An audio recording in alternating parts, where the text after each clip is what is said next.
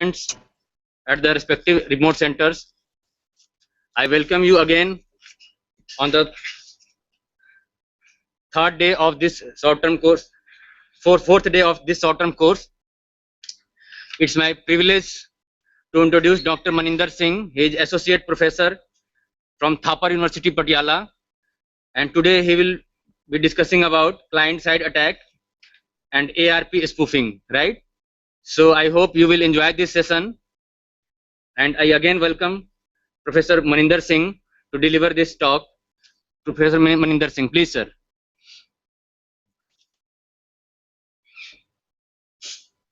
So very good morning to all of you.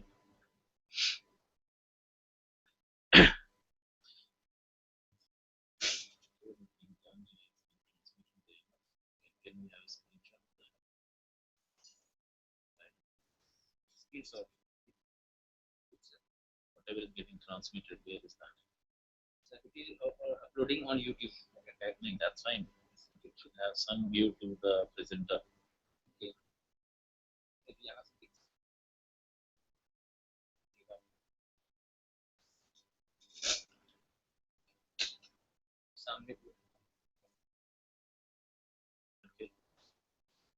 आपकी sir पूरी screen share है वैसे पूरी screen this whole screen is shared, no? Okay. Fine.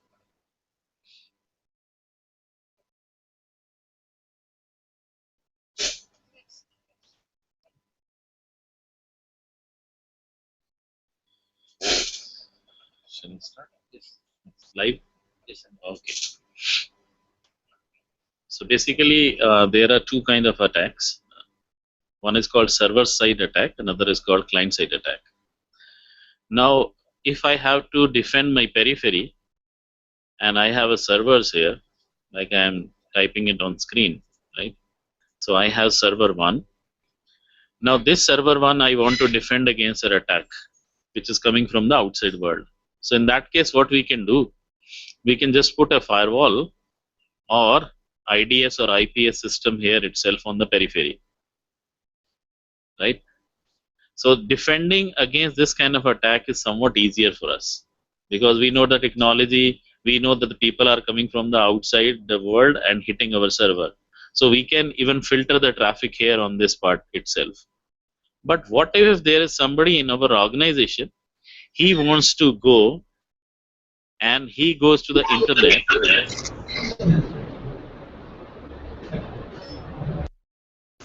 That may happen that his system gets infected.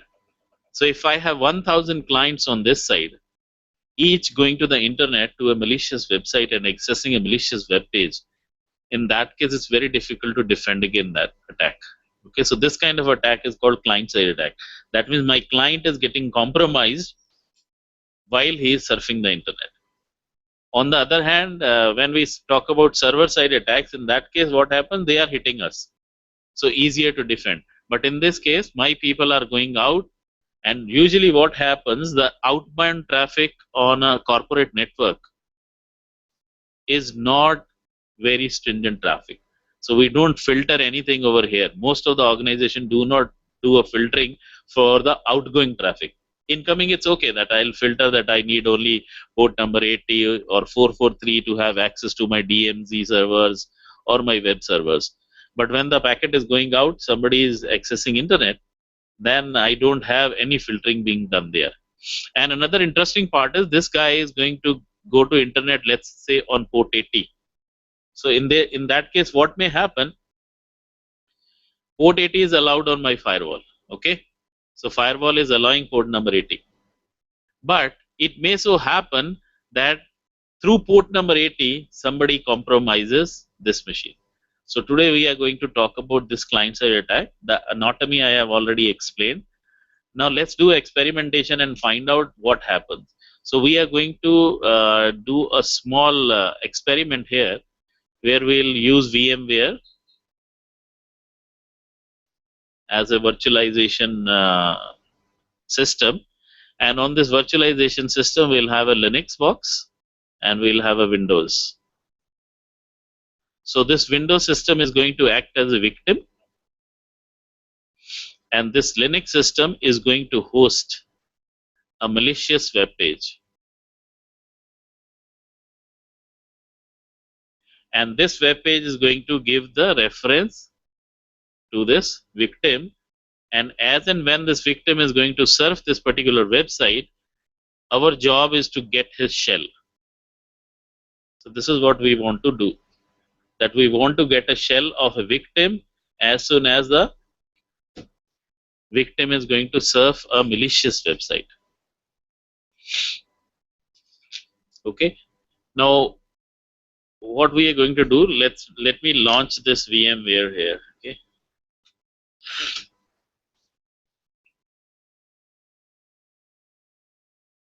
so we have two systems. One is this Linux box,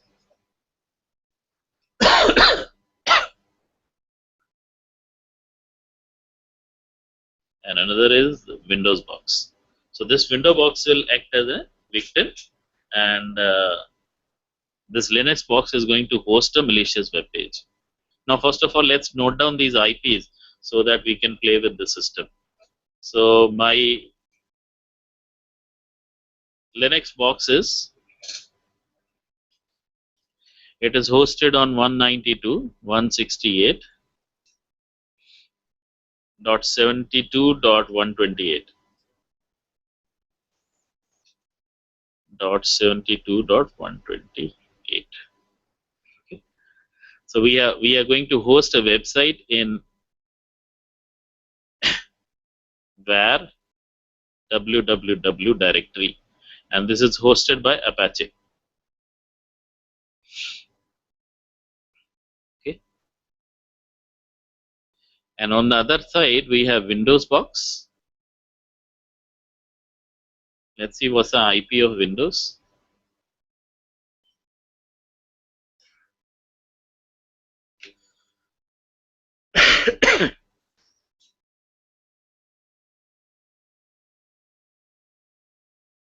It is 192.168.72.130.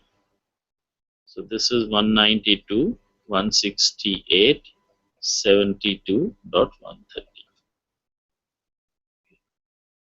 And these both machines have a common gateway, which is 192.168.72.2. So this is the host machine. So it is acting as a gateway for both these machines. Okay. Now, first of all, we need to create a malicious web page.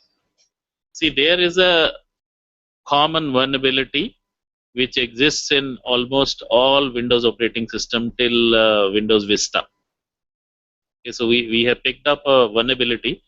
Now, first of all, let's understand what is CV, what is common vulnerability and exposures. Now, see what happens whenever somebody purchases a software. I'm saying purchase. Okay, it's not copied. Let's say you have put some money, you have purchased Windows 10, okay, and you paid 8,000 rupees to Microsoft in order to purchase that. Now, as soon as you install Windows, let's say just an example, that it formats your data drive. Okay, there's a system drive, there's a data drive. It formats. So what will happen as a customer? What you are going to do? We are going to lodge a complaint against Microsoft to their call center that I was installing Windows 10 and this has happened to me. So what those people are going to do? Immediately they are not going to take action, because they may know that you are doing some mistake and it has happened. Okay, so they may be apprehensive in doing this. So in that case, what will happen? They will assign it as number. So this is called candidate. Okay, so they will assign it as number that one of the candidates throughout the world has reported that this is a vulnerability or this is a problem with this Windows 10 system. So they are not going to take much action here. But soon after some time, Microsoft receives another call from some other part of the world, and that guy also complains the same way, that I was installing Windows 10 and it has formatted my data drive. So this count is going to go up to 2, 3, 4, 5, 6, 7. So as soon as it reaches some number, so then there is a bell which rings at a Microsoft. Okay, we need to do something. There is some problem at our part. This is not the configuration mistake by a user. So something has happened in our system. So in that case, what we can do, Microsoft will ask its people to plug this gap. Okay, you develop something so that we can get rid of this vulnerability. Data drive for user should not get formatted. So they will assign, they will say, okay, we are going to release a patch now. We have worked it out. There was a problem, some code problem was there. So we have now rectified it. So they release a patch. And this patch is put on the Microsoft website. Okay, this patch is available. Anybody facing this kind of a problem can download and get rid of this problem. So then they assign this as some number. Okay, that is called common vulnerability and exposure number. So let's say this is Microsoft 0170. Some number would be given to this vulnerability. And this particular thing, common vulnerability and exposures, get listed on the public websites. Primarily, there is a website called cve.mittra.org. So this website is going to list down all this. Okay, let me open it for you. So we'll say cve.mittra.org.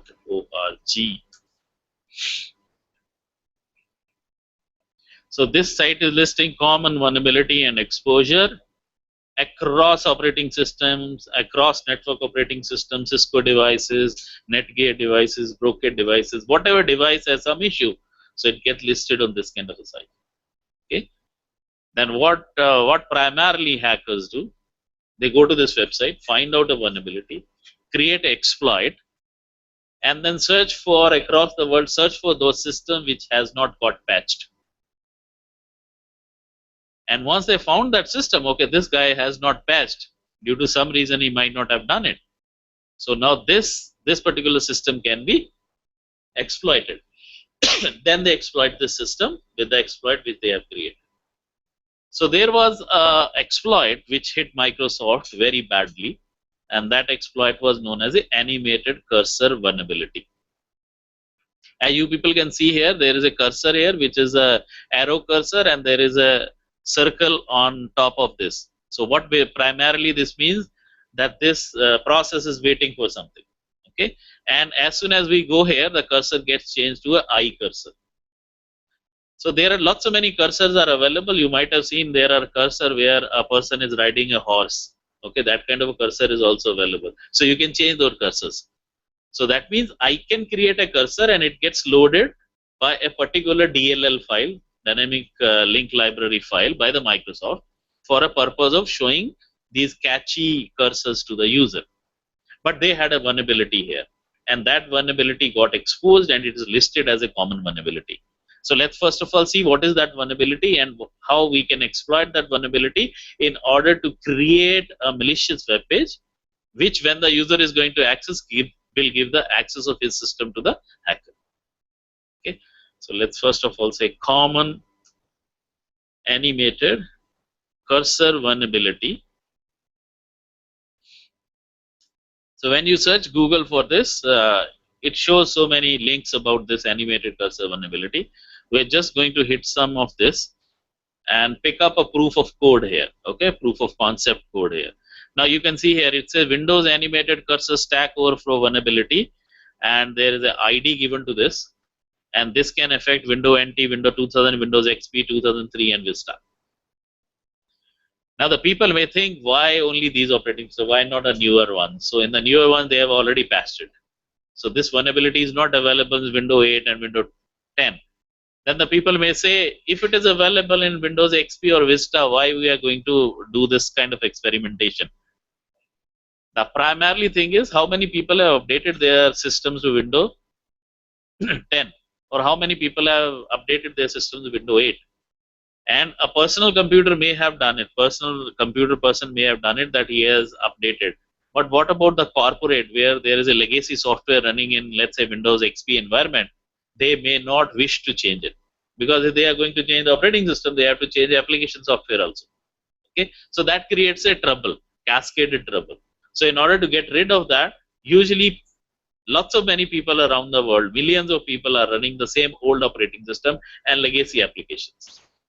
And you will find there are hundreds of systems available which are still not patched. and those systems are vulnerable. Let me give you one example. Like a few of you people would have a car. Okay, so when you go and align the wheel of your car, how the wheel is aligned?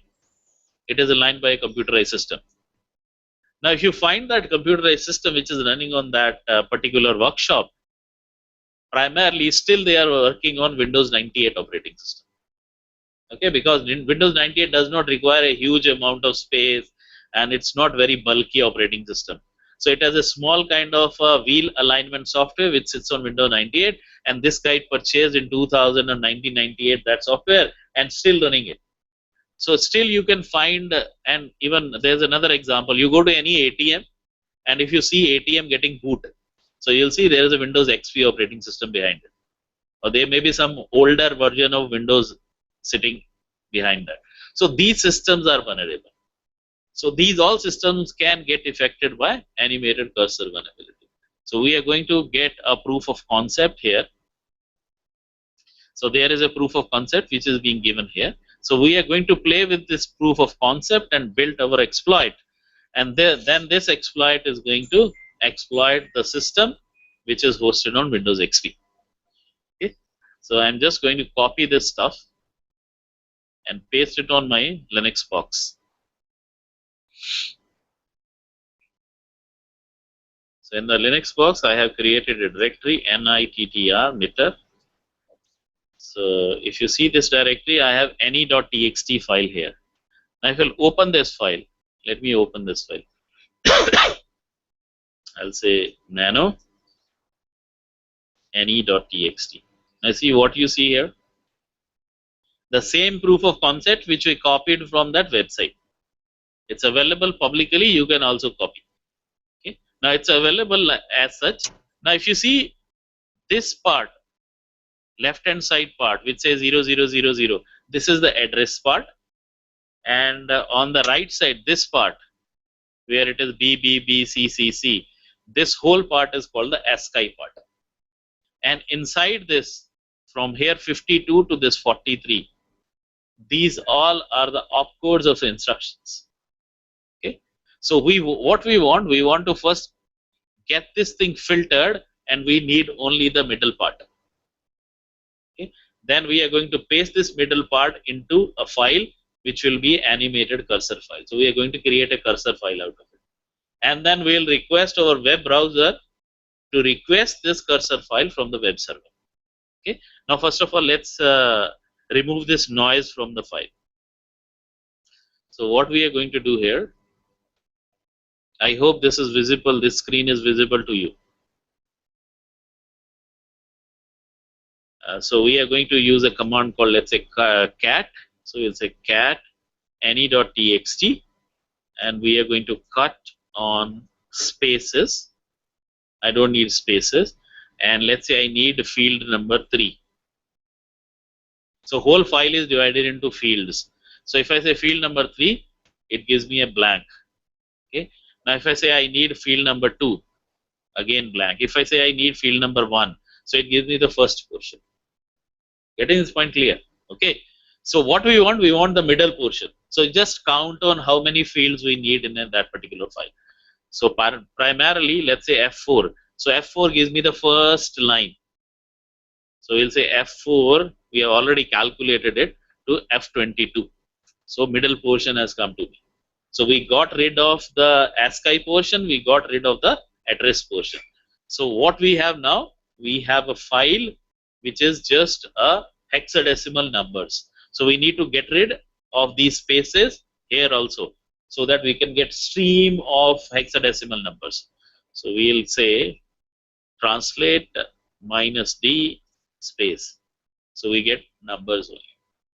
Now still we have some noise here. That noise is enter signs here. So there will be so many enters which have been pressed. So we need a continuous stream of these numbers.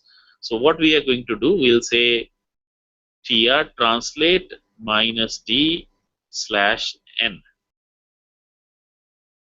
So we get a stream of this hexadecimal number. So now we are going to copy this stuff. Okay, let's copy this. Copy. Okay. And now we are going to create a animated cursor file. So how we are going to create that cursor file? So let's first of all create a small file. Let's name it as knitter.any. This is animated cursor file. And we now edit it using hex editor -b binary mode NITTTRCHD. Now see what we get on the screen. This is M and enter. So the letter M and enter. So I'll create a space here by pressing Control A, so that now we can paste that string which we have created of those hexadecimal numbers here. Okay. So we have now enough buffer available to us. So we'll just click here and paste. And we'll get rid of all other stuff. So we'll delete it. That's it. Now we'll save it. Now you see there is no difference between what I copied from the net and what is available now on the screen. So why we did all that? Because previously file was text file. Now the file is cursor file. Okay. How we'll verify it? Let's first save this file. So we have saved this file. Now you have on Linux a file command. So if I say file, what was my text file? ne.txt. So it's a ASCII text file. Now if I say what is file NITTTR.ani, it's a rif data which is animated cursor file. So we got animated cursor file now with us. Now this cursor file we are going to offer to the user. Okay. So what we'll do, we'll copy this file. We'll say cp NITTTR.ani in the root folder of Apache server, so that it can offer that file to the user. So we'll say cp this into var www. By default, this is the home directory of Apache server on Linux. So we'll say NITTTR.ani.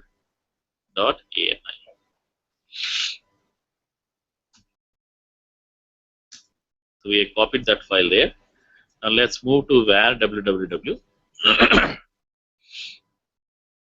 So you see there is a NITTTR.ani file here available. Now we want to load this file. Okay. This file must get loaded. So first of all, we need to verify whether our server is running on this machine or not. So whenever a Apache server runs, it opens port number 80. So we'll check it with a command called netstat -an more. So netstat is net statistics. What all ports are open, it is going to list out. Now you see it says port number 22 is available, port number 68 is available. So that means port number 80 is not available at this point of time. So what we are going to do, we'll say Apache to CTL start. So we have started the Apache server, and if you see this now, port number 80 gets open. So my web server is now running and it's available to the outside world. Now what I can do, I can go to Windows box, okay, and try to access this website now. So I'll open up Explorer and I say, Mr. Explorer, I want to open 192.168.72.128. This was the IP address over Linux box. So it shows me a page there, client side attack. That's it. Okay. So still we haven't done anything. We have just hosted one page which is being shown here. Now the next step is to offer that animated file which we created to this user. Okay. So what we are going to do, let's go to Linux box again.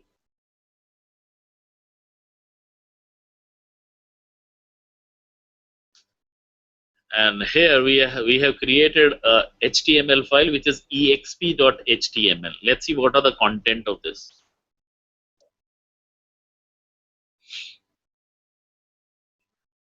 Now we have just entered one thing here. We say whenever somebody opens a page, try to load this cursor, and this can be done by this command. We say body style cursor, URL is NITTTR.ani file, and we are just displaying animated cursor. That's it. Okay. So we had created a cursor. Now we want this cursor to go to the client machine. Okay. Now let's see what happens when client accesses exp.html page. So we'll go to the client machine. and now client tries to access exp.html file.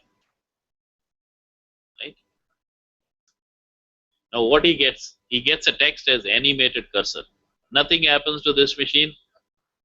Okay, so it's a usual web page which is available. So his antivirus, his anti-spam system is not going to tell anything to us, because this was just a cursor file and he wanted to upload this file here. Okay. Now what we can do here, instead of running our Internet Explorer directly, we are going to do a animated, we are going to debug this file now. Okay, and find out what happens when this cursor gets loaded. Right. So what we are going to do, we are going to start Ole debugger. This is a free tool available for debugging executable files. So we'll use Ole DDB, and here we are going to say, let me run Internet Explorer. It's running. So I'll attach Internet Explorer to this. So we'll say attach IE Internet Explorer, this file. So my Internet Explorer gets attached to my debugger. Now what the debugger shows you, let's first concentrate here. This portion shows the code section of your file. This is code, all code written in assembly, right? This portion shows all the registers. Okay, all the registers are being shown here. These are the registers, general purpose registers, and flags are shown here. This pane shows the stack, and this pane shows the memory dump. This is the memory dump of your program at this point of time. So now what happens? You people will be knowing, whenever we are running this program, let's go to a theoretical part here. So I have instructions. This is instruction 1, 2, 3, 4, 5. Now let's say these instructions are pre-fetched into CPU cache.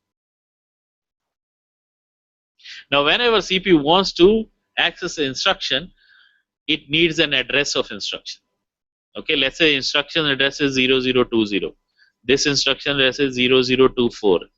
This is 0028. This way.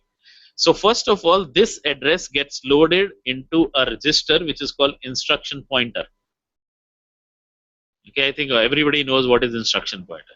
So this gets in EIP register. So EIP register is going to contain the address of next instruction to be executed. Okay, this is the address. Now if I overwrite this address, let's say I overwrite this address to some other instruction, let's say I say 0030 instead of 0020. I hijack the program flow. Instead 0020, now I say it is 0030.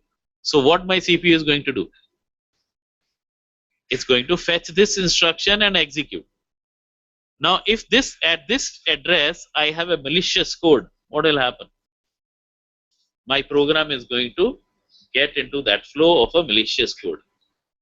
So this is what the trouble may happen. So first of all, when we are running this animated cursor, first of all, let's see what happens to EIP register. Okay, so we are going to study that, what happens to EIP register when we are going to load the animated cursor here. So this program is running. Okay, thread is running here. So now let's open a page. So we'll say 192.168.72.exp.html file.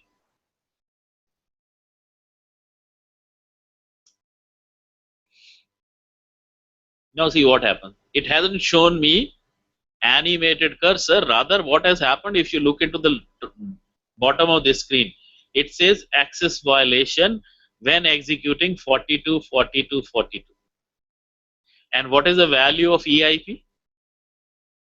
42, 42, 42, 42. So that means what has happened? We are successfully able to crash the system, and the values in EIP are 42, 42, 42. And if you see our proof of concept code, if you see this proof of concept code, now if you'll say hex edit minus b knitter.ani, you see this concept. So there is a string here which says 42, 42, 42. That means these 4 bytes have overwritten the EIQ. Now what can I do here? If I overwrite 42, 42, 42, 42 by a legitimate instruction, what will happen? My program will not crash. It is going to follow whatever I want it to follow. Okay? So we can, instead of this 42, 42, 42, we can have an address of a legitimate instruction, and that legitimate instruction, once executed, will execute what I want on your state.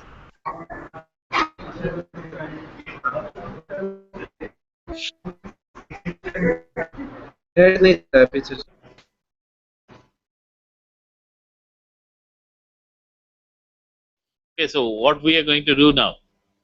We are going to implement a code which is going to give me the access of his system to my system. And this kind of a code is called shell code. It's called shell code. So we are going to create a shell code. Writing a shell code, it's another part of story. So we are not going to write a shell code. We are going to get a shell code from already a framework available on Linux box, which is called Metasploit framework. So we'll utilize a Metasploit to create or generate a shell code for me. Okay. So what we are going to do, we'll say MSF payload, MSF payload Windows shell reverse bind L host, local host, my Linux box machine, and we'll say local port number is 4444, and we need to generate it in raw format, and we'll append our NITTTR file. So what this is going to give us? This is going to give or generate a shell code, and this shell code will get embedded into our cursor file. Okay, that is the job of this file. In a raw format. Raw format, why? Because this is a binary structure. So let's run this command.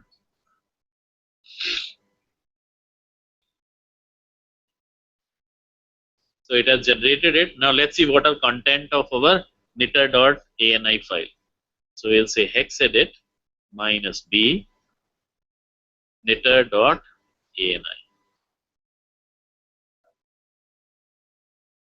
Knitter.ani. Okay.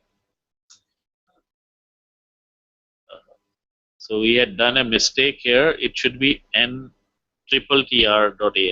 So this was our file.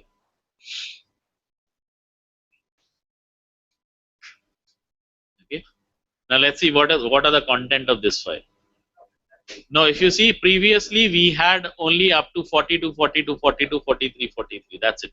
And after that, some code got added to this particular file. Now this code is basically a exploit code of that particular stuff. Okay. So now if I am going to run it again, and the person is going to request a cursor file from me, so what will happen? Exploit needs to get executed, but it can only get executed when we'll tell that what needs to be done. Okay. In that case, first of all, I need to know where my buffer is in the memory. Memory mein buffer kahan hai? Then only I'll be able to point the cursor to my buffer. Okay. Now let's see where this buffer is when I am going to access this through a exploit code through a OLEDBG debugger. So let's go back to this system again.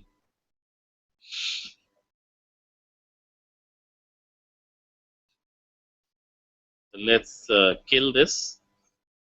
It has already stopped working. So start our Internet Explorer, and we'll start debugger, and we'll say attach Internet Explorer to this.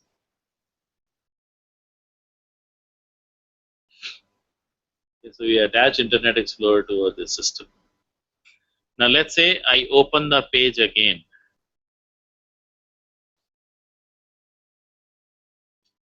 .192.168.this exp.html.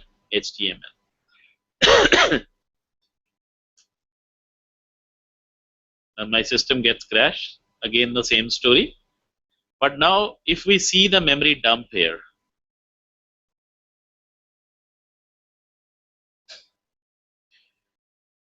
do we find anything which is available here which matches our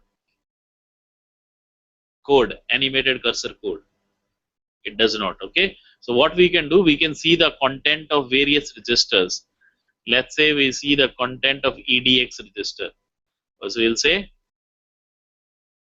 content of ESP register, we'll say follow and dump. So these are the contents. Here also we don't see anything which is related to our animated cursor. So now let's select this and say follow the double bird in the dump. So this is our hex dump, this is our sky code. And let's find out another register. Follow in dump.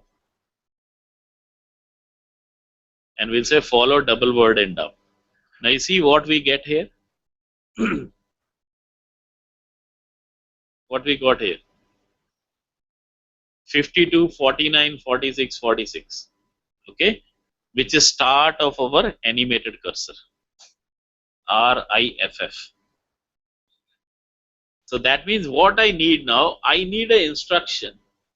Instead of 42, 42, 42 in memory, I need an instruction which will point to ESI register. And that ESI register is going to give me the cursor. Okay. Then the shell code will get exposed, and that shell code will be giving the access of remote system to me. So this is how we exploit the system using a client-side attack.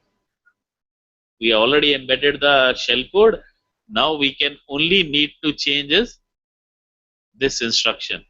Now we need to find what is the opcode of ESI, and that ESI opcode will get into the EI page. Okay.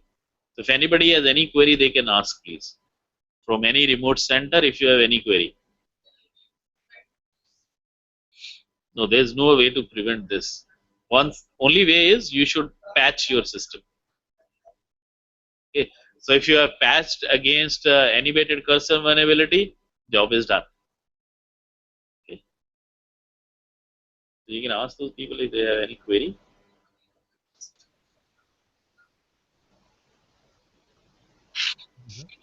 Can you play remote center?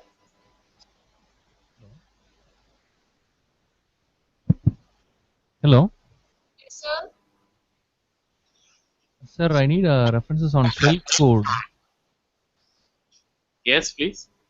I need a reference on shell code where it will be available. Sir. What? Shell code. No, kindly repeat the question. We need references on shell code where it would be available, where we can get this. So I have already explained this. You can go to, let me show you again. See. No. I don't need any explanation, sir. I need references. Where can I collect the reference material on the shell, specific shell code? The shell code references are available throughout internet. But when we talk about this reverse bind shell, it's already available as part of Metasploit framework. Okay. Is a Metasploit can we use on other than Kali Linux? Can I use Metasploit on Ubuntu? Yeah, I am using it on Backtrack machine. So you can install it on Kali Linux, or you can install it on Ubuntu also. It's available from Metasploit website. Okay, sir. And how this can be traced out? This client-side attacks can be traced out. So what are the things which you are showing, right? I didn't get what you want. The demo which you are showing, right? Yeah. Is that a traceable one? Traceable one. Yeah. In what sense? So I think you are just showing two different clients. One is on Linux and another is on Windows. Yeah. So we are trying to make a attack. Yes. So this can be traceable. Your activity as an attack can be traceable. Activity as an attack can be traceable if the signature, like what we are using, we are using a built-in shellcode. Okay, so if I have a IDS IPS system which has signature of this shellcode, so whenever this data is getting transmitted through animated cursor, so this will get pointed by that IPS system. Okay, there is some attack which is, if you go to this malicious website, it may harm your system. And some of the session previously we heard about buffer overflow. Yeah, Is it similar to like that, what you are showing? it's kind of a buffer overflow attack only. So if you read Okay. that what I have shown there, one web page, na? If you go to this web page,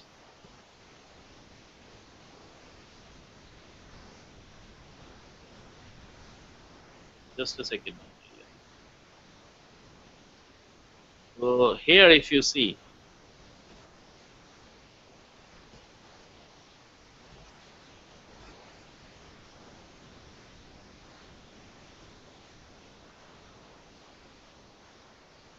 now this is classic buffer overflow attack only. Okay. Okay. Okay. Sir. Okay, so there is a trouble there when it has been coded, that animated cursor. So the whole structure, if somebody wants to do more research on this whole structure in C language is given here. That how the chunk of animated cursor is getting loaded. Okay. Thank you, sir. Any other query?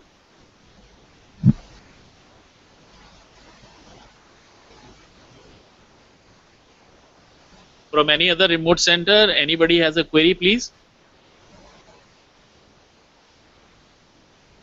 Chandigarh University.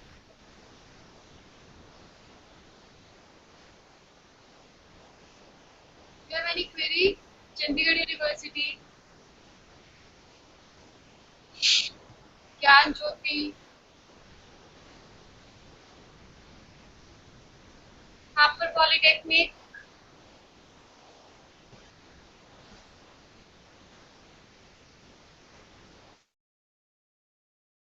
Okay, they don't have query. We'll wind up this session. Huh?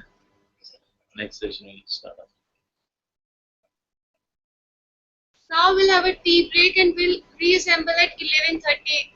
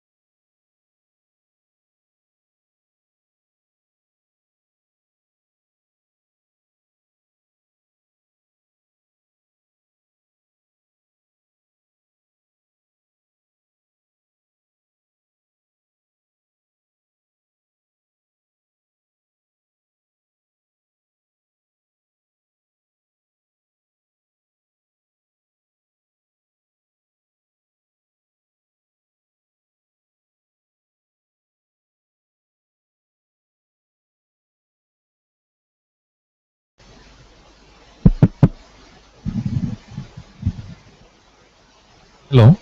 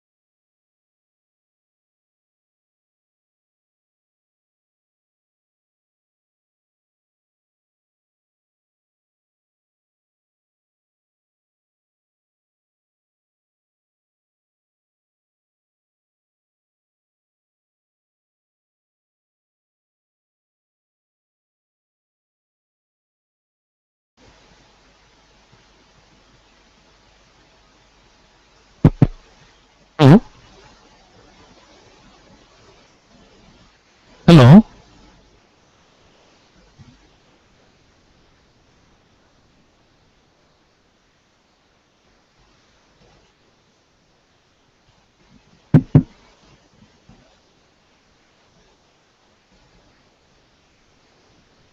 Excuse me, sir. Hello.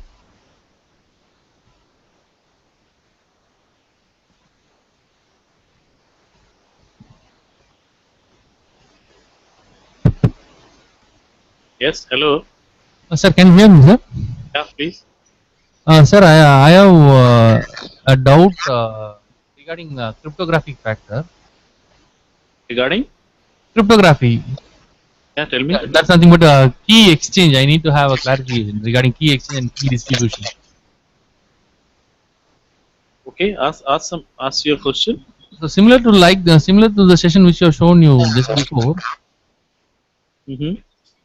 can we modify the key values to be distributed or to be managed? Yeah, this is another kind of a man in the middle attack, Yeah. which we are going to now see in the next session. So Okay. it is doable in that case. Okay, sir. Okay. Yeah, we are going to do now ARP spoofing. So there you will learn that how whenever a client wants to talk to a gateway, so in between somebody can get hold of the traffic, and then the modification is also possible. Okay, so it's my research area. So what my intention is, I need to protect the key value. Okay, okay. So with some Sir, access specifier concept. So I need some references, sir. Can you? uh, Can I get any references from your side, sir? my screen share karo. So see, I am writing my email ID. You can get contact on that email ID. I'll be able to tell you more about this. Okay, sir. So I am writing it on my screen.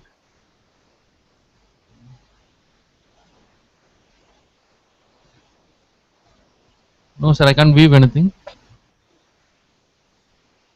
So we'll make it shared. Just a second. Huh? Okay, okay, sir.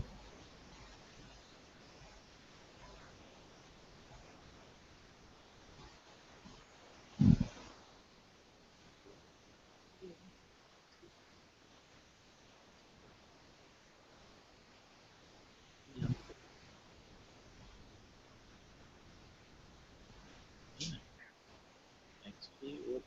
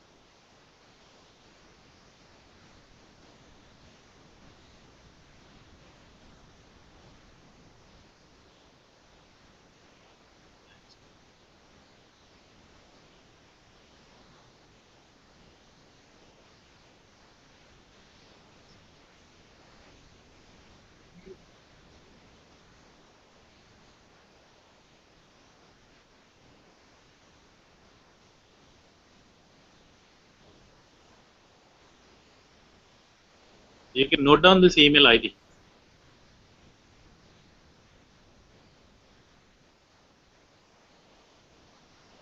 Thank you, sir.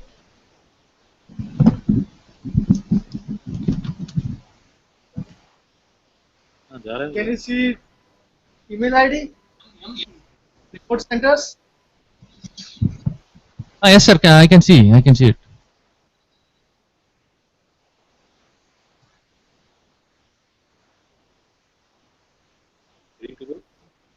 Thank you, sir. Okay, so we are ready for the next session, huh?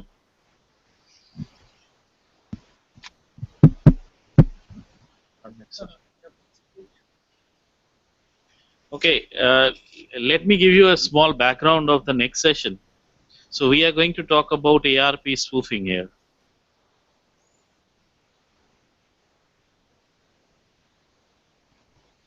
Now, first of all, let's understand what ARP is primarily and how it can be spoofed and what kind of attacks may happen using ARP spoofing. Now, usually all of us know that according to OSI, we have these layers. All people seem to need data processing. Okay. Now, when we talk about TCP/IP, so this particular thing gets into a single layer called application layer. And whenever I am typing something, I am at an application layer. For example, I want to visit www.google.com. So I am at an application layer. So then the data is going to get transmitted to the transport layer as a segment. Okay, so it is encapsulated into a segment.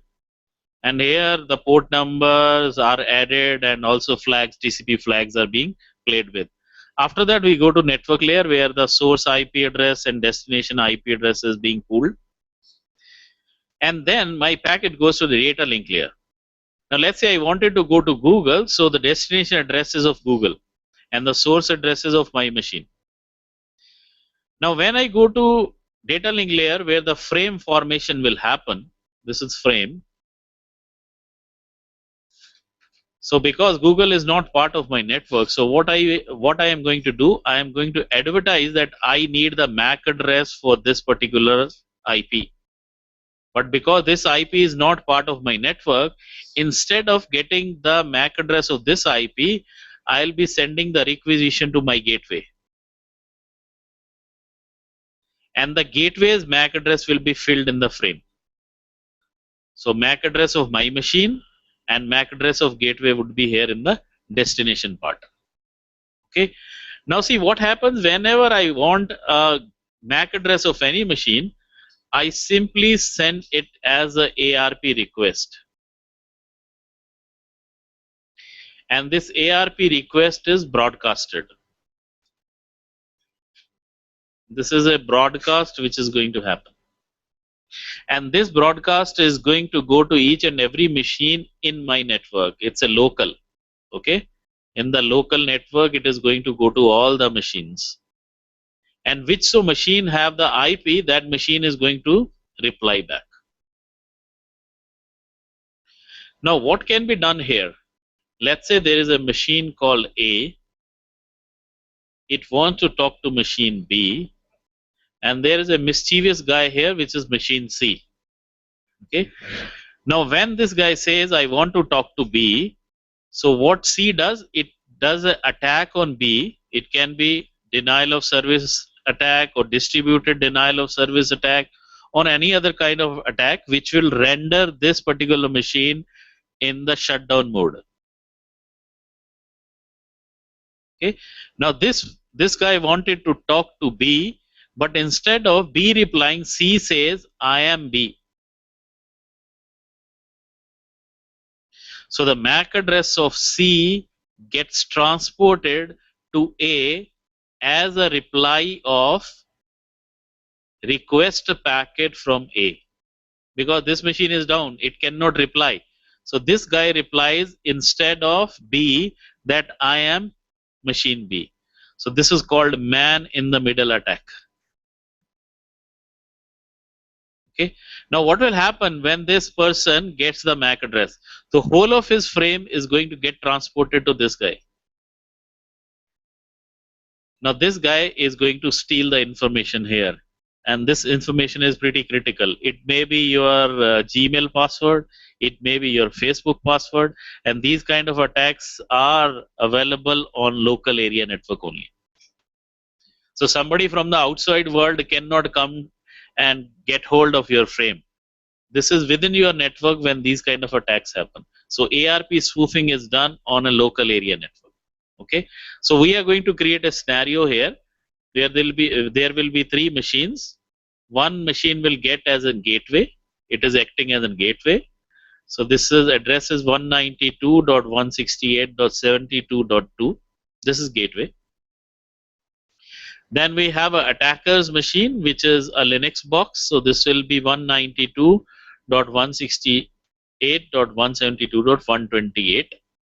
And there will be a victim machine, which is 192.168.72.130. Now our job is, whenever this victim wants to go to the internet, we want to disturb the ARP cache of this guy, so that instead of sending the packet to gateway, it sends the packet to us and we'll forward it to the gateway. So that means in between we want to listen to the traffic which is being sent by this victim machine. Okay, let's do this experimentation and find out how this ARP spoofing is being done.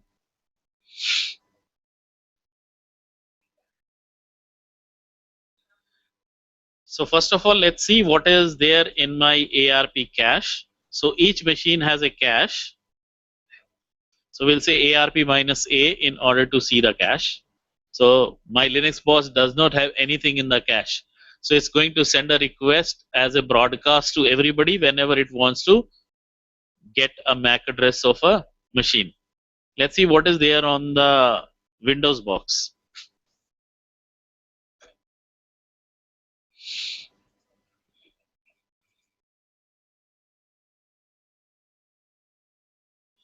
So we'll give a command ARP minus A here also. You see, it has one address in the cache which is 72.128. That means this is attacker machine's address. Now let me ping, let's say ping to Google from this machine. Now what is going to happen when I ping Google? I am getting the reply back. But as soon as I say ARP minus A, so it gets populated with my gateway's MAC address. Okay. That means whenever I am going to talk from one network to another network, the gateway plays a role of intermediator machine, which is basically a router. So it is going to forward your packet to the another network. That means I got the MAC address here of a gateway. With the help of this MAC address, I am going to form a frame, and then this frame will get forwarded onto the physical layer. Okay. So now my job for ARP spoofing is that the address would be 72.2, but the MAC address should be of attacking machine. So that whenever a victim machine is going to prepare a frame, this frame will be transmitted to my machine rather than to gateway. Okay, this kind of attack is called ARP spoofing. Okay. Now let's see what we can do here. And the duration for this particular entry is for a few seconds. Okay, it depends upon what kind of a caching management is there in the operating system. So after some time, this entry will go off from this. Okay, so if I want to do ARP spoofing, I have to send this packet again and again to this machine, so that the cache of this machine will get poisoned. So this is called ARP poisoning. Okay, so we are going to poison the cache of this machine with the help of a prepared packet on a Linux box. Okay, so let's do experimentation here. So what I'm going to do, first of all, I'm going to launch a sniffer which is called Wireshark, and I'm going to listen on a local interface which is Ethernet 0. So I'll start this operation. So while it is doing this stuff, I'll just ping, let's say ping the gateway. Ping 192.168.72.2. So I got the reply back. Now let's see what's happening here. So initially, if you see this packet, my machine didn't had a MAC address of my gateway. So what it did a ARP broadcast. So it's written here, it's ARP broadcast, and it is literally asking who has 192.168.72.2, tell 192.168.72.128. Okay, so that means tell this machine who has this IP. Then the reply comes, which is ARP reply, which says 192.168.72.2 is at this address. Once it has got the MAC address, then the ICMP transmission will start. So the ICMP transmission will only start once we have prepared the frame. So frame preparation is must for any TCP IP conversation, any UDP conversation, any ping conversation, because data link layer is in between physical layer and network layer. So we have to form a frame. Now what we are going to do here, this is a reply packet. Now let's study this reply packet in totality. So we have a frame. This frame consists of so many hexadecimal numbers. So if we want to do a ARP poisoning, we need to understand what all these hexadecimal number mean. Okay, so let's first of all stop this processing.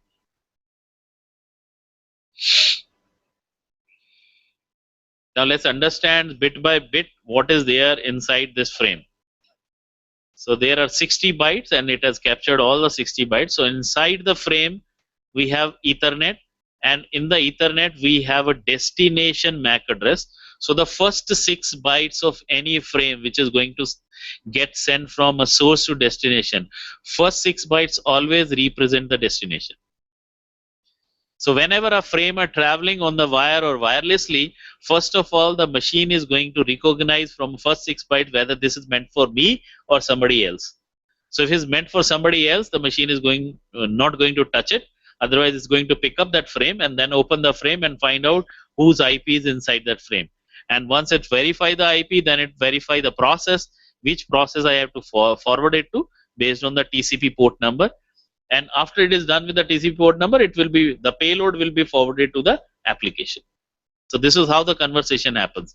So the first 6 bytes, you need to memorize this. First 6 bytes are the MAC address of the destination. Next 6 bytes are the source MAC address.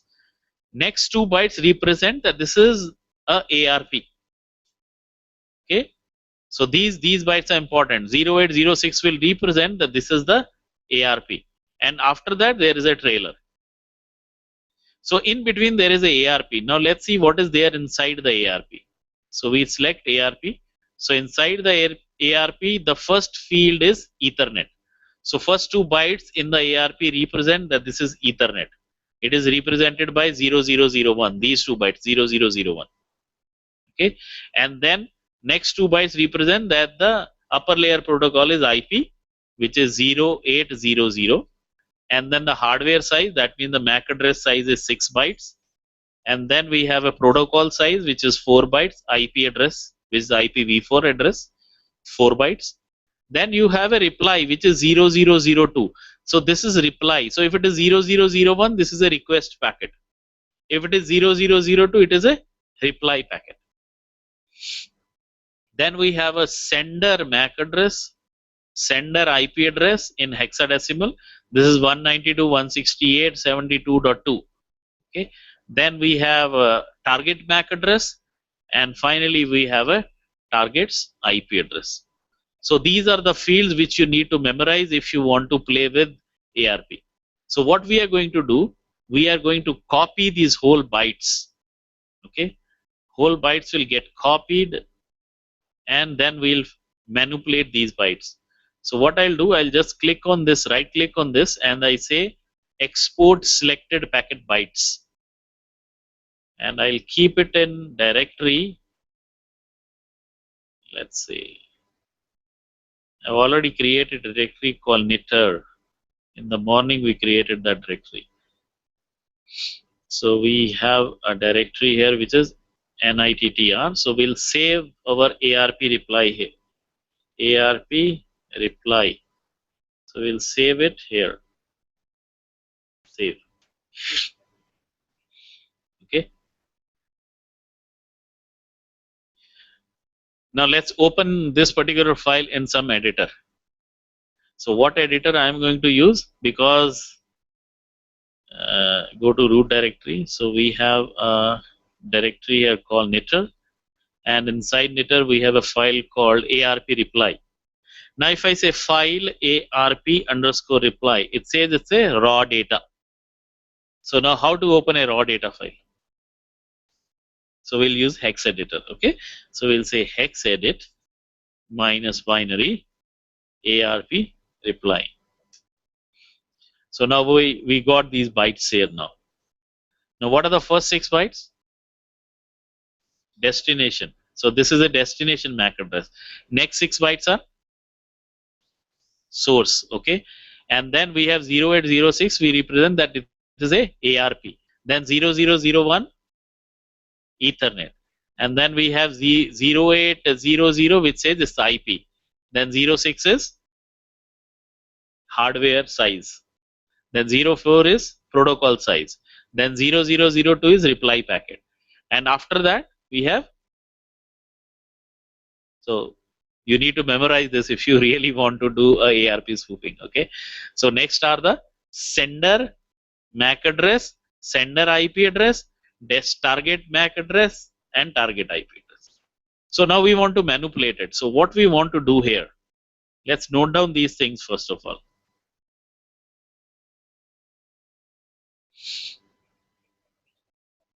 So we know the,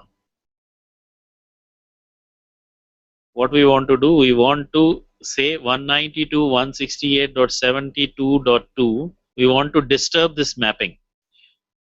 Okay, we want to say that this is the MAC address, we want to map a MAC address of attacker to this.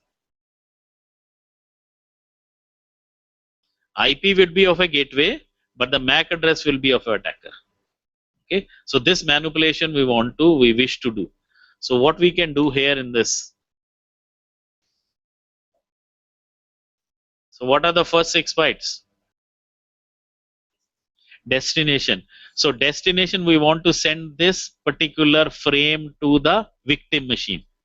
So these first 6 bytes should be the MAC address of victim. Okay. So first of all, let's note down these all things. Okay. I request you people to just note down what are these MAC addresses of these machines so that we can play later on with this. So first 6 bytes should be of the victim machine, because we are going to send this particular modified frame to victim. So victim machine is going to only accept when the first 6 bytes will match his machine's MAC address. Okay, so we'll say ipconfig/all more. Now you note down this MAC address of victim machine, which is 000C29. The first 3 bytes will represent that this is the manufacturer's who has manufactured this card. So in this case, 000C29 represents VMware. Okay, and next is the sequence number 5614 and CB. So you make a table. So in that table, you will say that this is the MAC address. Let's make that table. Excuse me, sir. Sir, command prompt की size थोड़ी increase कर दीजिए. Not able to. Okay, I'll do that.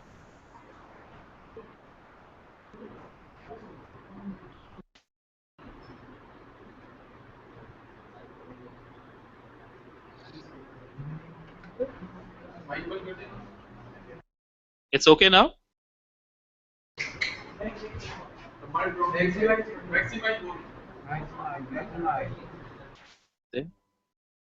वहाँ नहीं आएगा? हाँ, I have maximized the size. It's available on my screen.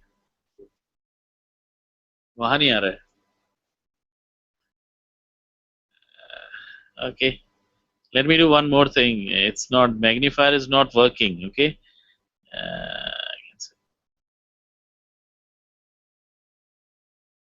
So we'll say edit properties.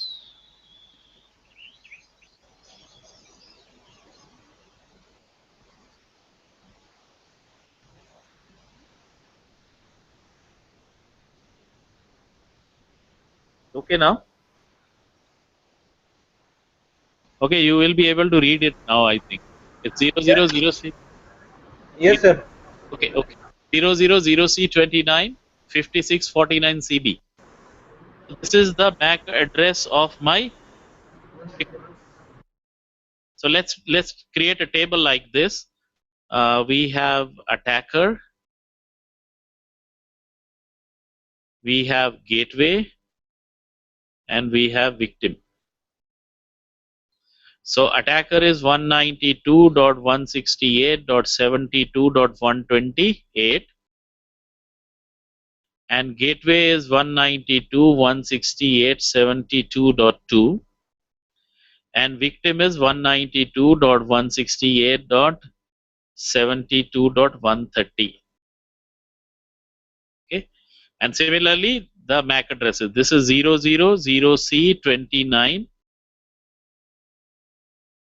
What was that? 5649 CB. Okay, CB.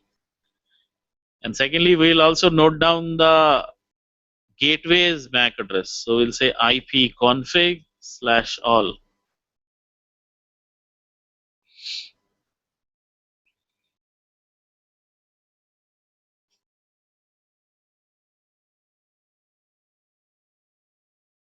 It is 005056, 005056, C00008, C00008. Okay, and this you can see here also. If you want to know what is the MAC address of gateway, simply do any conversation with any other network. Okay, let's say ping www.google.com. So your ARP will get populated with the MAC address of your gateway. So 005056. Okay, this is the gateway's MAC address. Kindly change that. Is 005056. I'll make a note of this. This is.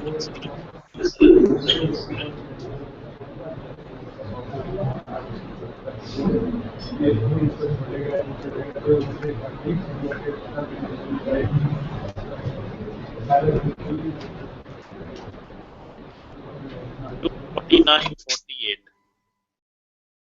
F24948. So this is my gateway's MAC address. Similarly, we need to know what's the MAC address of attacker. So here also we'll do a small thing here. If config and the MAC address is 000C29 because this is also a VMware machine, same thing, but last part is A93A33. A93A33. So A93A33 and first part is 000C29. So we have noted down all this stuff now. Okay.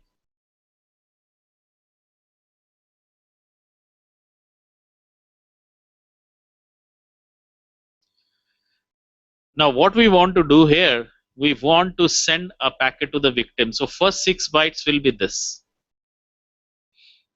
And the next 6 bytes will be who has sent it. So next 6 bytes will be this.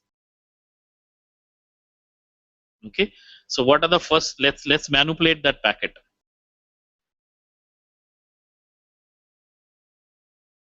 So the first 6 bytes here should be 000C29 and the victim's MAC address. So what is that? 5649 CB. So we have manipulated this, okay? And next 6 bytes are 000C29 A9 3A 33. Okay. Now rest 0806 will remain as it is, 0001 सब कुछ वैसे ही रहेगा. Here we need to change the sender's MAC address. Sender MAC address means attacker. 000C 29 A9 3A 33. Then the IP address of the gateway. So IP address should not be of the attacker. Okay, so it is 192.168.72.2. So this is 72.2. And then is the target. Target means my client machine, victim machine. 5649 CB. And the IP address of that 192.168.72.130. Now 130 we need to calculate this. Let's say calculator. 130 in decimal, hexadecimal is 82. So we'll change it to 82. 82. So now we have fabricated this packet. So we'll save this. Okay, so we'll save this. ARP, we name it as modified. Modified. So we have modified the ARP packet. So we'll save it. Now what we are going to do, we are going to send this packet to the victim machine.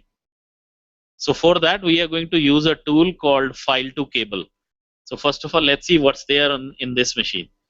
So we'll say ARP minus A. So original gateway and original MAC address is there. Okay. Now we are going to send this packet from here using a command file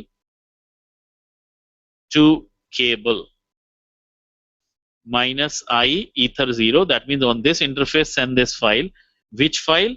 Minus F ARP underscore modified. So this file is going to get sent to the, it says there's no such file. Just a minute. File to cable minus I ether 0 minus F ARP modified. So we need to send it twice, thrice to that machine. Let's see if we are able to manipulate this. Now you see, no, it is not getting manipulated. Just see this file again. Let's rename this file. Rename ARP underscore modified to ARP move. Sorry. ARP underscore modified to ARP. I'll tell you why I did this. Actually, this file to cable has a problem with the big file names. Okay, so it is not accepting that ARP underscore modified. Now it has accepted. So let's send this particular file on a cable few times and let's see the cache of the victim machine. So we have manipulated the cache. Now see, what's the MAC address which is against the IP address of gateway? This MAC address is of the attacking machine. Now whenever the data will be sent to Google or Facebook or any other thing, now it first will come to my machine. So this is how you can manipulate the ARP cache. And this is primarily an attack which is called ARP spoofing. Now in order to make this attack complete, so you have to also manipulate the cache of the gateway so that when the packet will come back, it should come back to me and then forward it to the victim. Excuse me, sir. Yeah, please. So what you have changed the MAC address? Yeah. So it is a permanent in the network. No, it's not permanent. So See, only. No. It's permanent to a network card, but when you are running a TCP/IP stack, it's available as a string only. Yes. Okay, so that string can be manipulated, and that's what we did. So in Windows it is in the registry, and in Linux it is in a proc file system. Okay, sir. Thank you, sir. So if anybody does the ARP spoofing on your machine, it's very difficult to detect unless until you know what is the MAC address of your gateway. And whenever we surf internet, we never say ARP minus A on our system. So best way or best countermeasure against this kind of attack is to make changes here only. It's a dynamic entry, okay? So you make this entry as static. So if you want to Sir, save, if you so want to, one more, I'll tell you how to do that. So one if more you want question. to, yeah, please. Sir, until up to what time it will be active? The spoofing will be active. Spoofing will be active for a very short duration. So we have to repeat this. We have to make a kind of a small program which will make it as a loop. Okay. After a few milliseconds, it's going. After a few seconds, it's going to send Okay. again the file to cable command. I think the ARP request will commit within some short of seconds, right? Yeah, that's what I'm saying. So we have to repetitively do it. For example, now if I say ARP minus A, still it is there in the cache, Okay. fabricated packet. But after some time, let's say I say ping www.google.com. See what is happening. I'm not getting a reply back because this packet is now getting forwarded to the attacking machine. And attacking machine is not a router. Okay. Okay, so it is not forwarding packet to the Google at this point of time. And will it be complex using DHCP when it's with DHCP? Even if it is DSCP, still your system has a ARP cache. Na? So I am manipulating ARP cache. No. I think what my question is, I'm just reformulating my question. Suppose with the DHCP, I'm just connecting with my laptop, and I'm just disconnected, and some other guy has been given the same IP address. Some other? Some other system has been given the same IP address. It's not possible. Now on one network, you cannot have a same IP given to two machines. No, I've just quitted my connectivity, and it has been given. IP leasing has been there with DHCP. Right? No, what is being done? Kindly repeat. Using DHCP protocol. Yeah. So this ARP has been done with IP address and MAC ID, right? Yes. So you are focusing on my system, especially what I'm saying is I'm going to be the victim for the first time. Okay. So when the protocol has been used with the DHCP, I'm just quitted off with the network, and some other laptop or some other system is going to connect it with the same network. Okay. So will the IP and MAC conflict will be there, or if you're going with the same ARP spoofing on the same IP address? No, it will be done on the same IP. Actually, that is you need to know the victim's IP address before you can do this. Okay. And if his IP address is getting changed, it's kind of another a tough game. Yeah. So usually, what happens? We actually combine this attack with social engineering attack. Okay. We are going to, let's say there is a friend of mine. I want to, even if it is not a friend, let's say boss of mine. I want to change his ARP cache. Okay. So what I'll see, I'll send a message to him on Yahoo chat or on a Google chat, and then note down what is his IP, Okay. and then do this attack. Okay, sir. Okay. Yeah, got it. So it needs to have that kind of a combination being done. Only thing is, only countermeasure here for this particular attack is you change this entry from dynamic to static. Okay. So you can do like ARP minus S, and then IP address 192.168.72.2 of your gateway, followed by the original MAC address. So that was 005056 F2 49 48. So I have made a static entry. Now if I Okay. say ARP minus A, so it becomes static. Yeah. Now if anybody does this kind of attack again, this is not going to get disturbed. Yes. So countermeasure is you must know what is your MAC address of your gateway and do a static entry into your system. That's it. So now I am currently connected to the internet, and I have safeguarded my system against ARP spoofing attack. Okay. Okay. Thank you, sir. Yeah. Anybody has any query?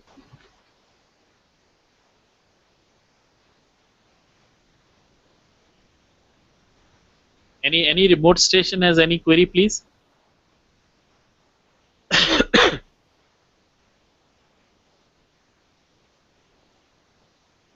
After if they don't have any query, we are done with the session.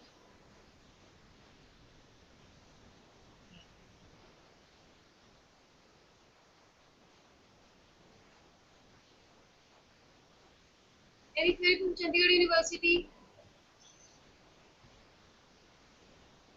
Listen. Chandigarh University?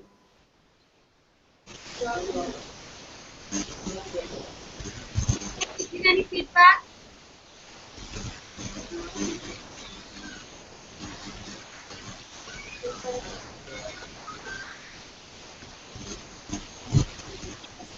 University?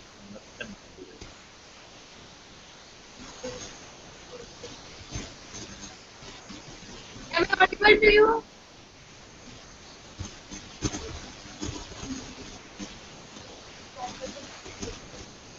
Kindly respond.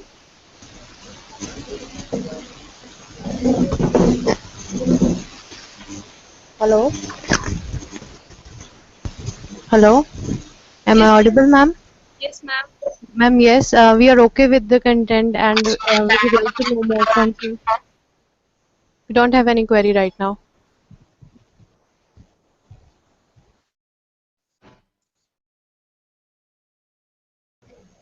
IT Pilani?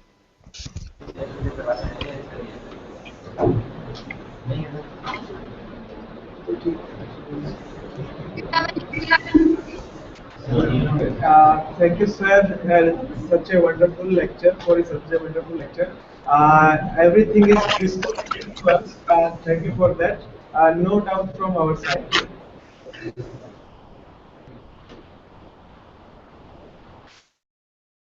Gyan Jyoti Group of Institutes?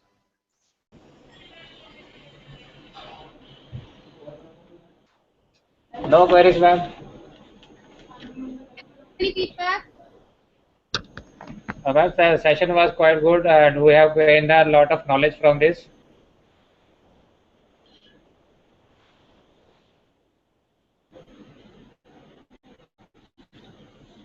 Yes.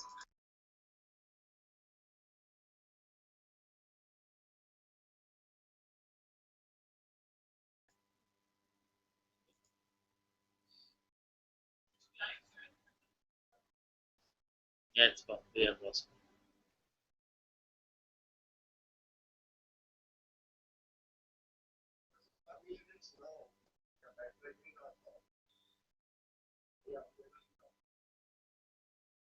Now, okay. Yeah, you have lots of many STDs available. Security tool distributions available.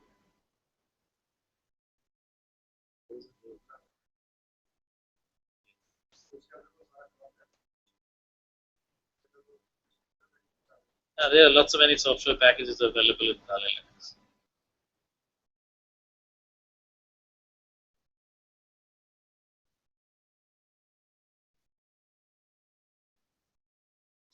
Okay, that's it.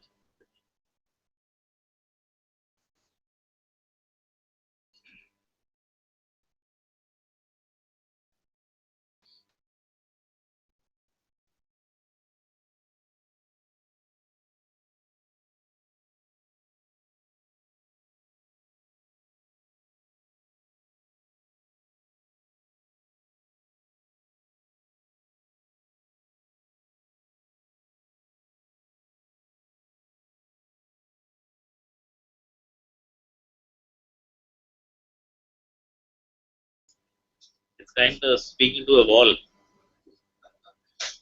Very difficult.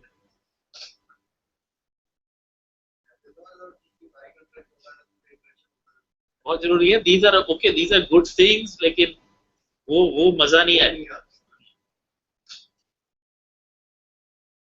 And here also for ARP spoofing, if there would have been a class, I could have called somebody to hook onto Facebook and stolen his password.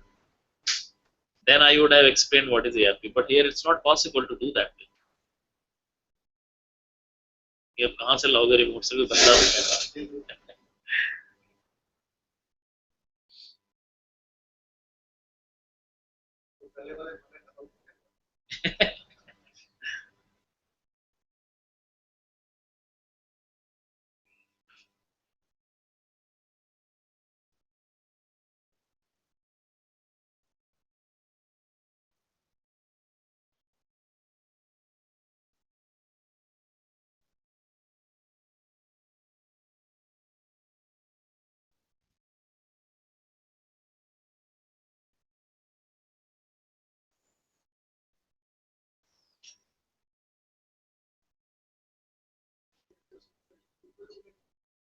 It's available on many.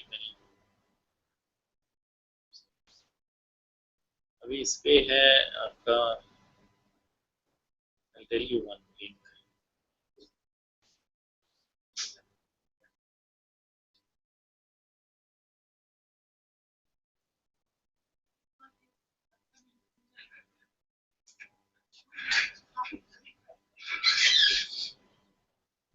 कोई doubts तो नहीं है, इनको पूछा था।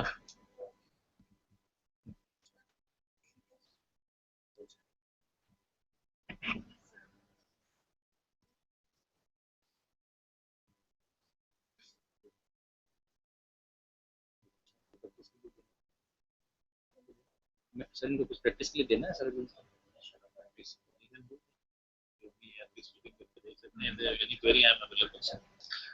So all remote center participants are requested to do practice on the session of ARP spoofing, and if they have any doubts during the practice session, then he can ask Mr. Professor Maninder Singh is available with us. So if you have any doubt, then you can ask him. So all are requested to do some practice on the ARP spoofing, right?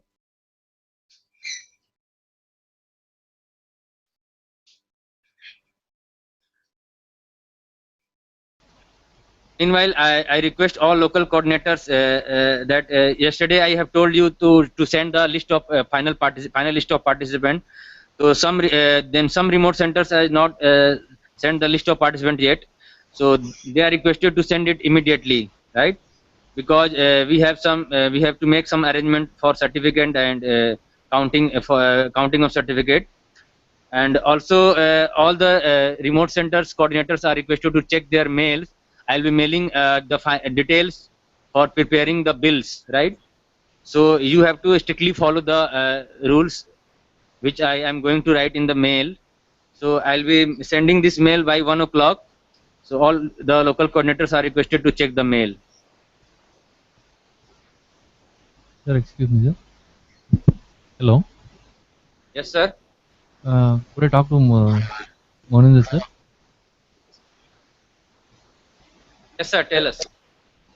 Sir, I have one more doubt. Yes, sir. Could I talk to him? Yes, please. Sir, is ARP spoofing is legal or illegal? Strictly illegal, yeah.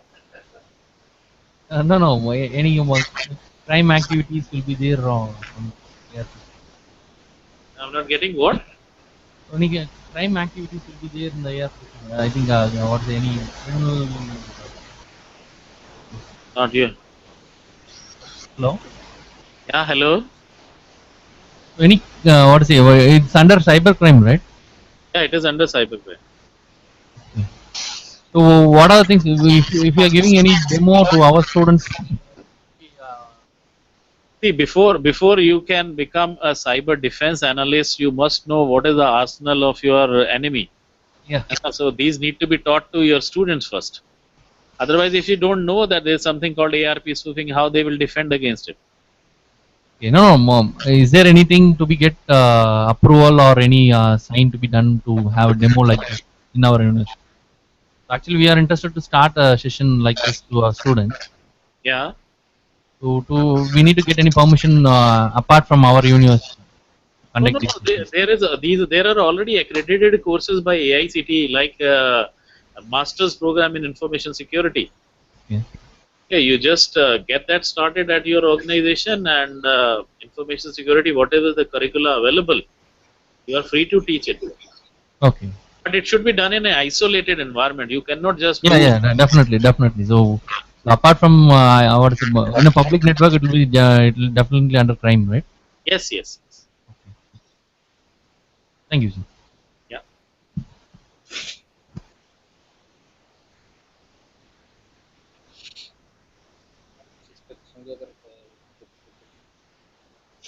So there is another lecture series available on cecnic.in. Okay.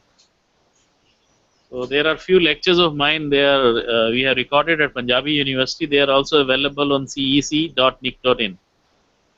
So if anybody is interested, there is one lecture on secure surfing. So if anybody is interested, can visit this Consortium for Educational Communication by Government of India. Can you repeat the link? So it is cec.nic.in.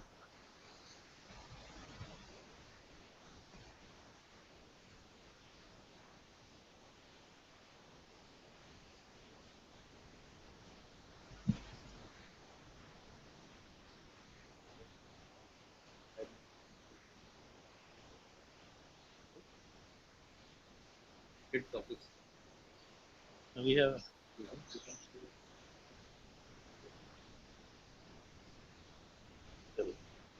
तो share कर लो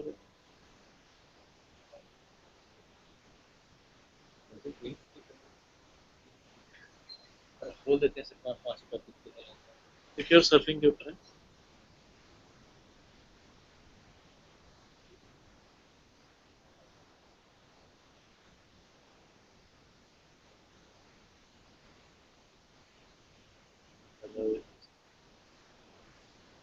नहीं है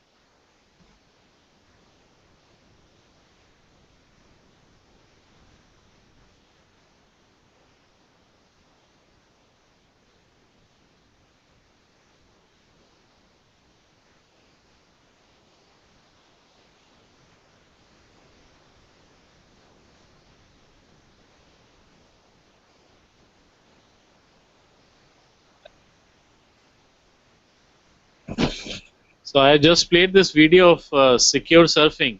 Okay, you can just this is just 20 minutes. You can go through this content, and if any query, you can ask.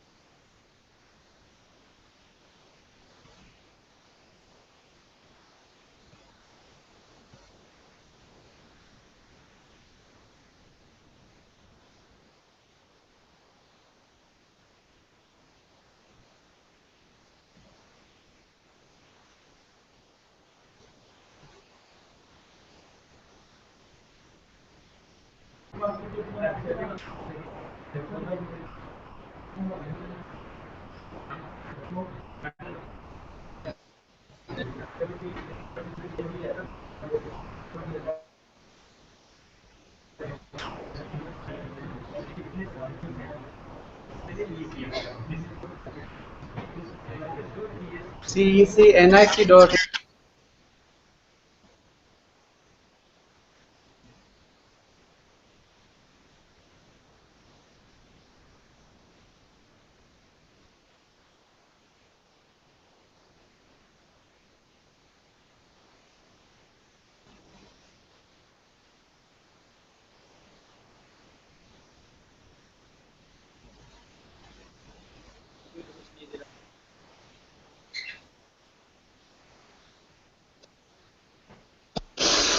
And none of the wonderful things that are happening.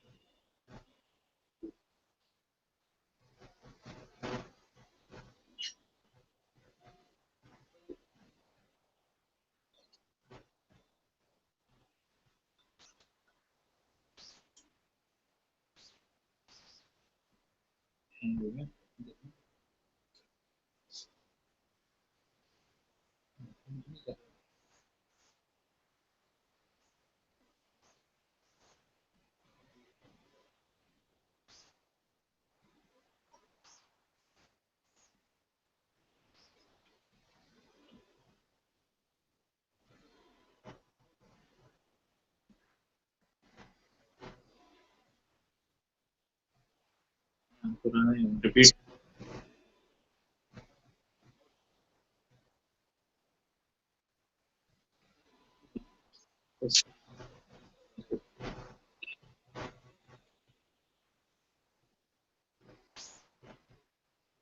You say.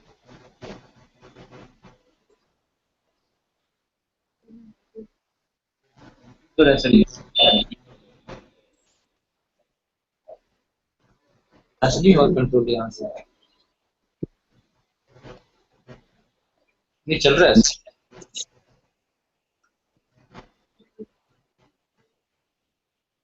ये तो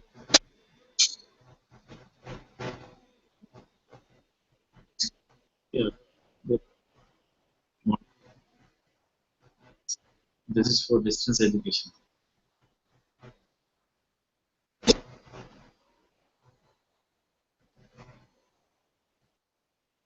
I'm with this. No, तो ये जो आपके page पे है ना, ये this is 9 is this is हो गया ना बेटे, अब ये वाला ये करेंगे.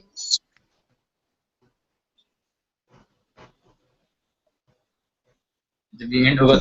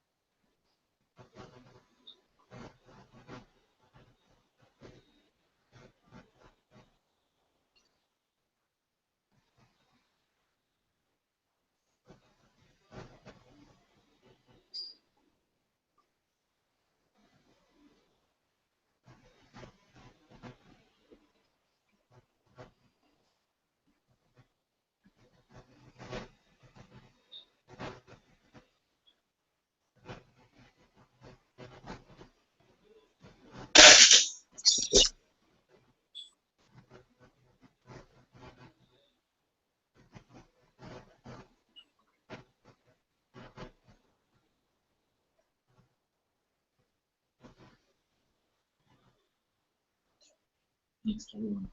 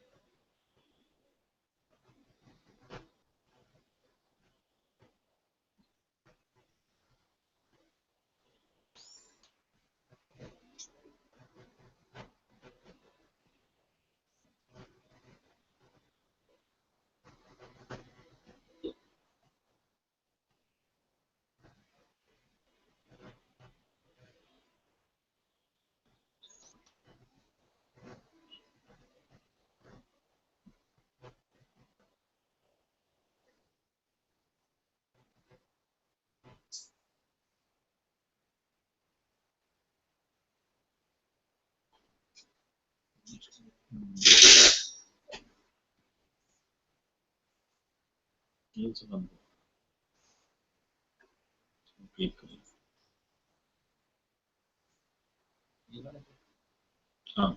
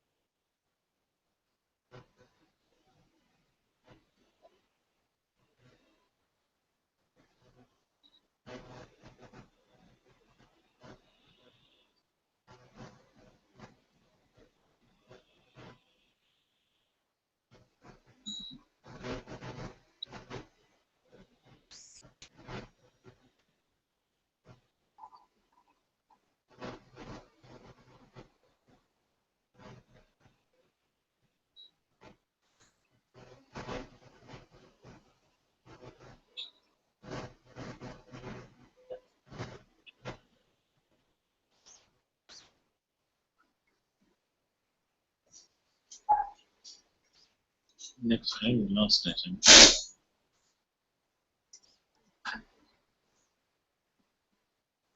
Using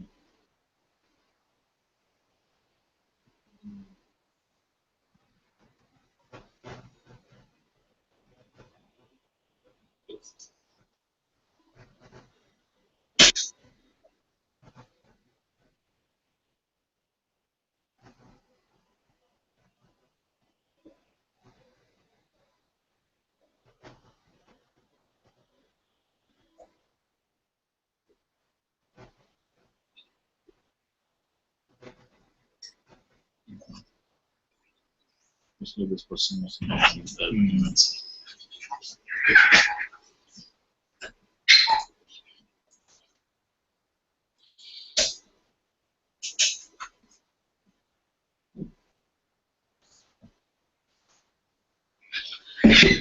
So, dear participant, if you have any doubt, so Professor Maninder Singh is with us, so you can ask your doubt.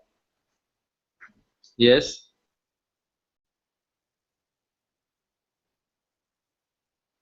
Tamil Nadu. So, do you have any doubt? Mic on is on.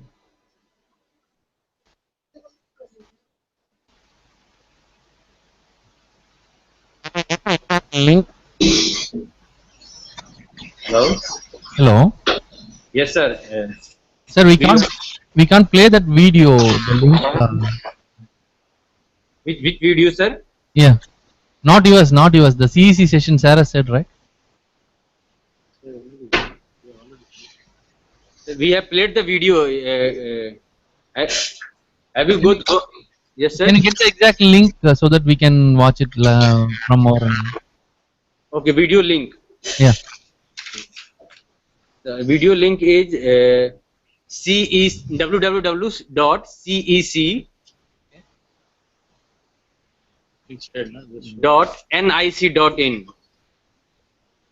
Okay. Any requirement is there, sir? I think we have opened the link also, but it is not playing. Yeah, you have to download the Flash player, right, sir?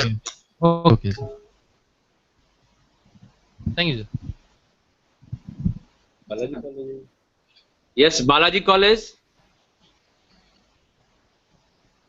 Do you have any doubt? Hello. Sir. Hello. Yes, sir. Yes, sir. Tell me. Actually, audio was not there. Only we can see the video. So we need to download that video and review it again. Okay. So, do you have the link? Hello. Do you have the link for downloading that video? Yes, the link is just what you said earlier. cec.nic.in.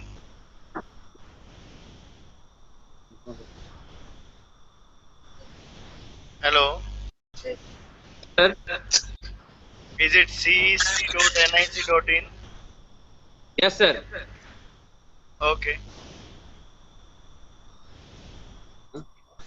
Chandigarh University. Yes. Chandigarh University. Hello. Yes, sir. This is Chandigarh University. I'm Saurav speaking. So, do you have any doubt? Yeah, I have one doubt. Where we can download all this video from first lecture to till this. Okay. All the sessions has been broadcasted to through YouTube channel. So you can view the video and you can download the video from YouTube. Right, sir? Sir, I can't get over there, sir. You have to type on YouTube NITTTR Chandigarh, right? Yeah, I tap over there, but there is nothing, no one video. Either just two videos are over there. So which video you are asking for? Sir, sorry, ma'am. The from first day to till now, all this video I want. Sir, of this, sir, वो आप ना link लिखिए www.youtube.com/Chandigarh1. Chandigarh. Chandigarh1, numeric 1. Okay, thank you, ma'am. So do you have any doubt for this session? No, sir. Thank you.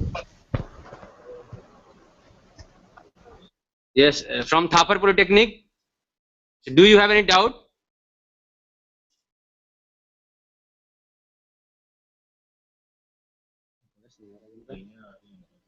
Audio नहीं आ रहा इनका। Mic on ही नहीं करते।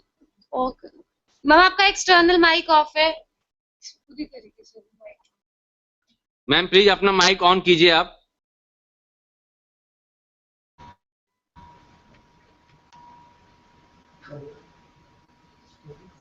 Now you are audible. Hello. Hello. Yes, sir. Oh, sir, there is no doubt. Okay, sir. Gyan Jyoti Group of Institution.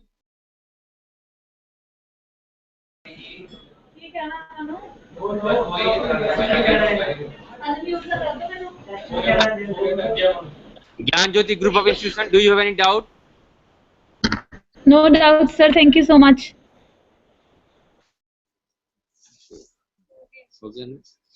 So we are concluding for this session, and we will assemble here at 2 p.m. right? So all the best.